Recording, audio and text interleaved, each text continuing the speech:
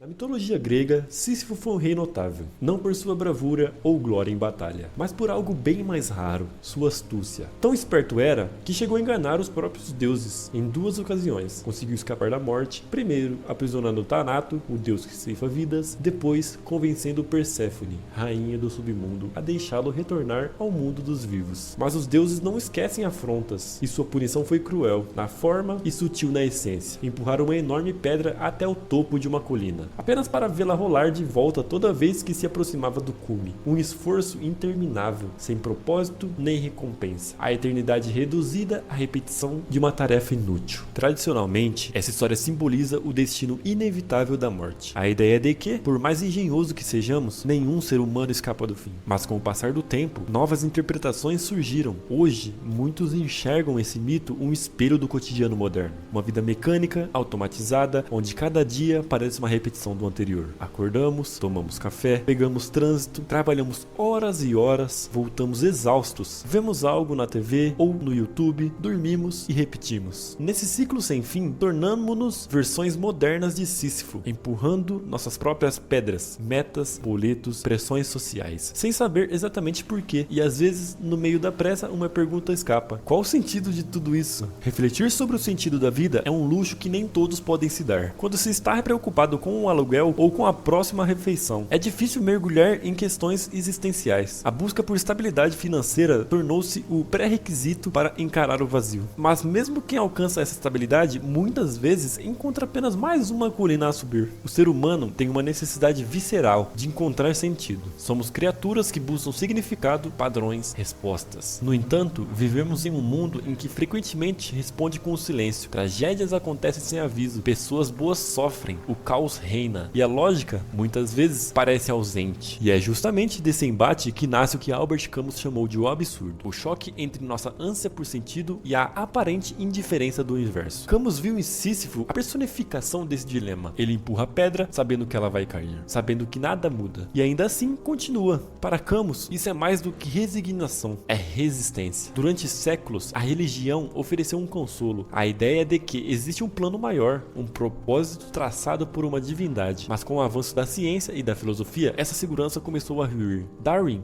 mexeu com as fundações da crença sobre a criação. Nietzsche, de forma contundente, declarou: Deus está morto e nós o matamos. Nietzsche não festejava essa morte, ele a lamentava. Sua preocupação era com o vácuo que isso deixaria. Sem um fundamento absoluto, cairíamos no niilismo, a sensação de que nada tem valor, nada importa. Para ele, esse seria um estágio doloroso, mas necessário. A superação viria depois, com a criação de novos valores, não herdados, mas conquistados. Infelizmente, o mundo não seguiu exatamente essa rotina. O niilismo se espalhou como um vírus silencioso. A confiança nas instituições, sejam elas políticas, religiosas ou até mesmo científicas, foi se erodindo, e mesmo com tanto conhecimento disponível, continuamos sem resposta para a pergunta fundamental: por que nós estamos aqui? Aliás, aqui no canal já publiquei um vídeo aprofundando esse tema, o niilismo. Se você achou interessante e quiser saber mais, e se quiser assistir depois, eu vou deixar o link nas caixinhas aqui no canto superior da tela. Vale a pena conferir para entender melhor esse conceito tão central nas reflexões modernas. Então, continuando,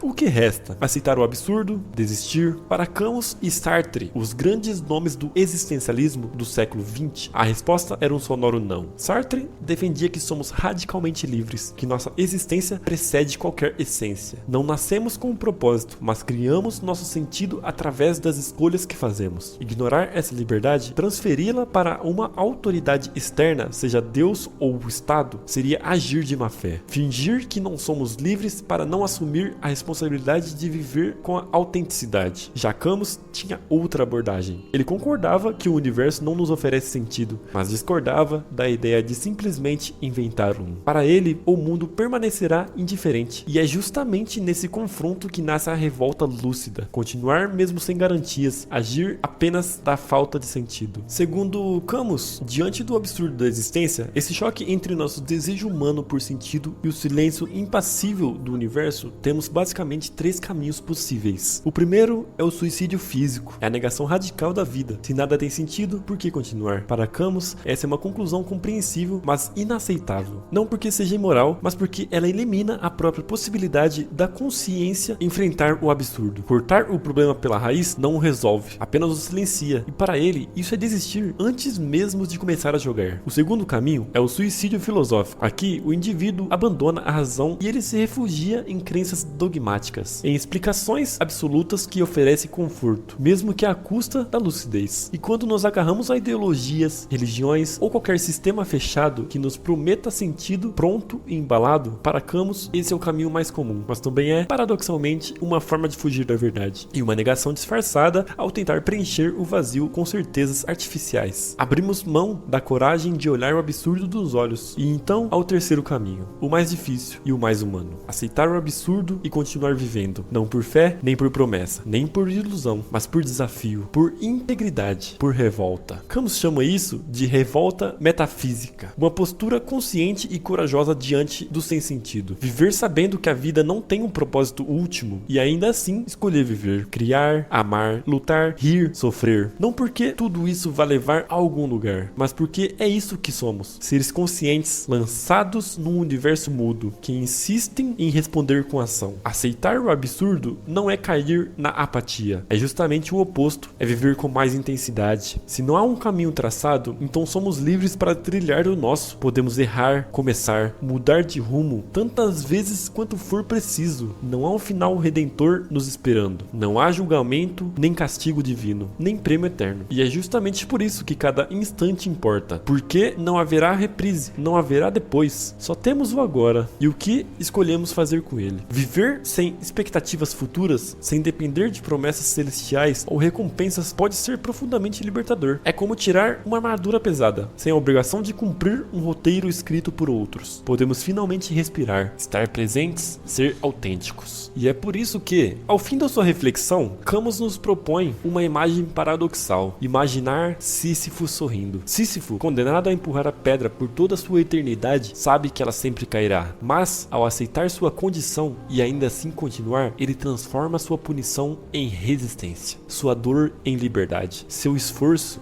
em afirmação. Sísifo sorri não porque venceu, mas porque se recusa a ser derrotado. E talvez, no fundo, seja isso que preenche o coração humano. Não a esperança de um sentido oculto, mas a dignidade de continuar mesmo assim. No fim, talvez não seja a vitória, mas a própria luta que dá sentido à vida.